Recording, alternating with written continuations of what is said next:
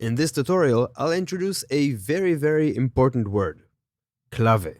Originally in Spanish, clave can be translated in many ways. Key, code, or keystone, for example. In the music world, this word also has more than one meaning. Clave is the name of this instrument, for example.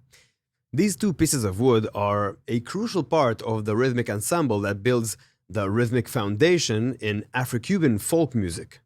Alongside other instruments, the clave maintains one of a few fixed rhythmic patterns that guide Latin American dance music. These might look innocent, but they're loud as hell. The musical meaning of the word clave, and the one we're gonna lean on heavily for this course, is this.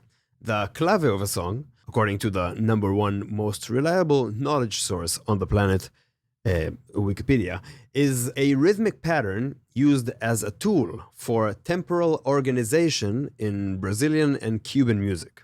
In other words, clave is a short rhythmic pattern that serves as the organizing frame or skeleton of a musical passage. Similar to the pulse we discussed before, the clave can be implied and not necessarily played, though it does seem to be played more often. And the rhythmic approach that musicians have towards the piece is dictated by these patterns. You can think about this as a crooked metronome.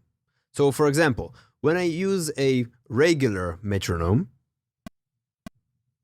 I hear a constant pulse that gives me a clear and rather boring frame that all my music endeavors relate to. Everything I play under this pulse relates to it in some way or another.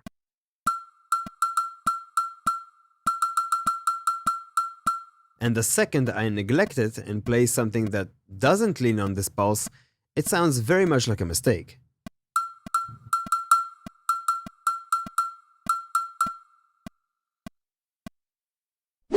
As a small side note, the more advanced a musician is, rhythmically speaking, the more they're able to manipulate this pulse or manipulate the music around the pulse. And that might sound like a mistake for an untrained ear. A good example for that, for me, is the drummer Virgil Donati. He is so advanced, he's so good, his comfort level with the pulse is so much more advanced than mine. Sometimes his fills sound completely off-grid or like a mistake in my ears. And sometimes it takes me days to analyze and decipher what he's actually playing. It's amazing. I really like that guy. Back to our topic. The same logic follows these clave patterns.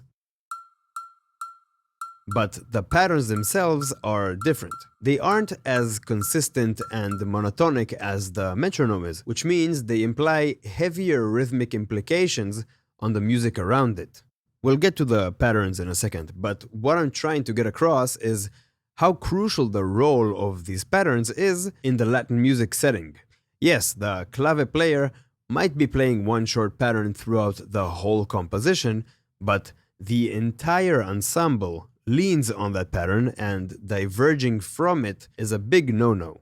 I like using the keystone translation. The keystone of an arch is this top middle one right here. This is where the center of tension is, and if you take this stone out, the whole structure just collapses. So it's exactly that. Maybe less violent. Well, actually, it depends who the other musicians are in your band.